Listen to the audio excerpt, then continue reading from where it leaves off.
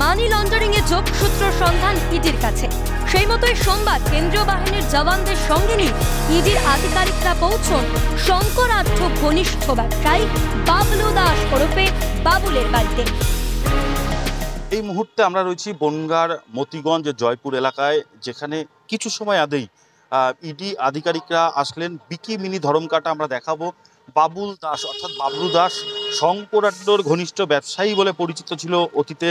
সেই ব্যবসায়ীর বাড়িতে ইডি আধিকারিকরা আসেন, তাদের সঙ্গে ছিল আধাস সামরিক বাহিনীর জওয়ানেরা। প্রায় 1 ঘন্টা চলে জেরা। ইডির প্রাথমিক অনুমান বনগাঁর বাবলু দাস মানি লন্ডারিং এর সঙ্গে জড়িত থাকতে পারেন।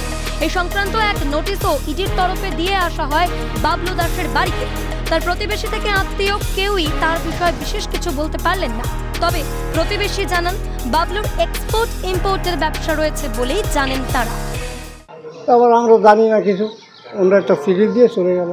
আমরা যতদূর জানি তো এক্সপোর্ট ইম্পোর্টের ব্যবসা এরকম কিছু করে হয়তো। এখন এরা কি মানে বিষয় এসছে, কি জেনে এসছে সেটা তো সঠিক বলতে পারবো না। শঙ্করাঢ্যর নাম ইডির হাতে আসার পরে প্রকাশ পেয়েছে শঙ্করের বিশাল সম্পত্তি, ব্যবসার হদিশ।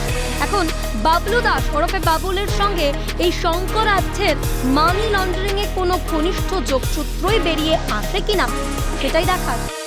শঙ্করাঢ্য ইডির হেফাজতে রয়েছে, ইডি গ্রেপ্তার করেছে তাকে। তারপরে তার একাধিক ব্যবসা নিয়ে প্রশ্ন উঠেছে এবং সেই ব্যবসার সঙ্গে বা তার সঙ্গে কারা কারা যুক্ত রয়েছে সেটা নিয়ে কিন্তু তদন্ত চলছে। আর এবার বাবুল দাসের বাড়িতে ইডির হানা, অর্থাৎ ইডির নোটিশ যদি এসে থাকে বা ইডি যে এলেও তার পেছনে কি কারণ আছে আগামীতে সেটা জানার জন্য আমাদের অপেক্ষা করতে হবে। বনগাঁ থেকে জ্যোতির্ময় চক্রবর্তী, ক্যালকাটা নিউজ।